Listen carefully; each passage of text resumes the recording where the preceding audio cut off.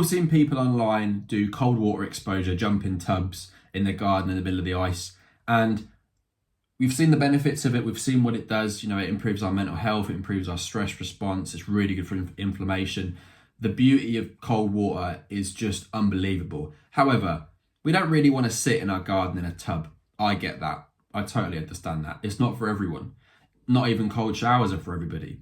So this video today is going to show you how you can benefit from cold water exposure if you can't be asked.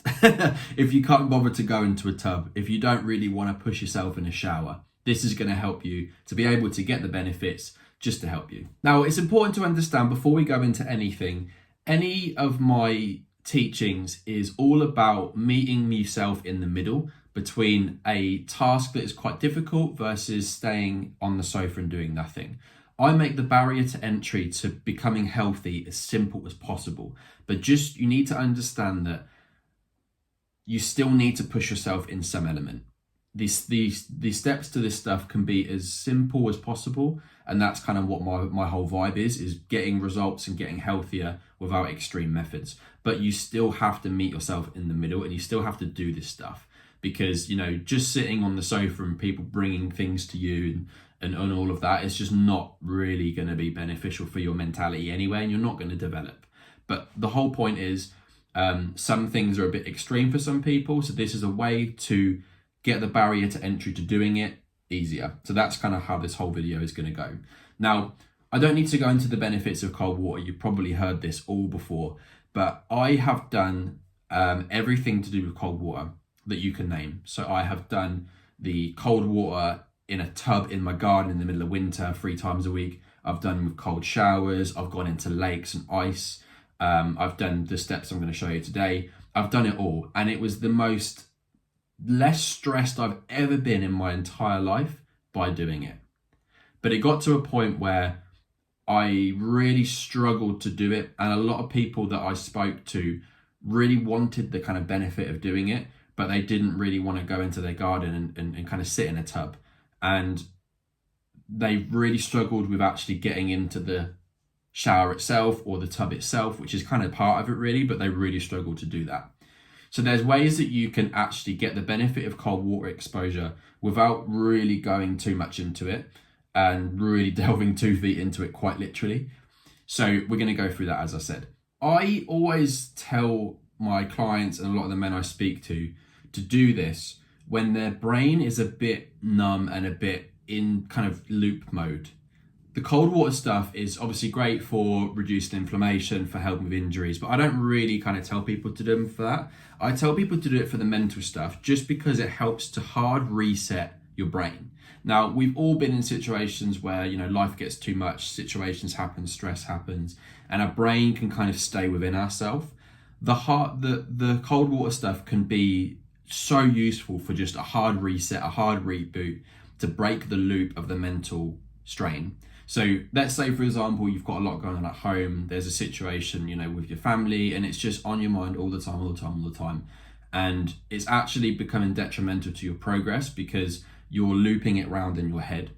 And something like cold water, just even if it's for like 10 seconds, can just help break that mental loop to help you think clearly to move on. So see cold water exposure, if you're here for the kind of mental benefit, see cold water as a hard reset. So have it in your arsenal ready to go when you need to. Now, because of that, you can't always jump in a tub or go and do a shower, or again, because you don't want to. So one of the best things that you can do is fill your sink up with as cold water as possible and submerge your face, or even the bare minimum, splash your face at least 5-6 times. You're still getting the benefit of the cold water exposure, especially in your head, because it's obviously on your face. And all you're doing is just breaking the mental loop. So if you really struggle to get into the shower, get into a cold tub, but you really want the cold water exposure, submerging your face or splashing your face with cold water in a sink is not only so doable that it will be pretty difficult to not do it, and B, it's so simple to do in your day that you can do it even at work if you want.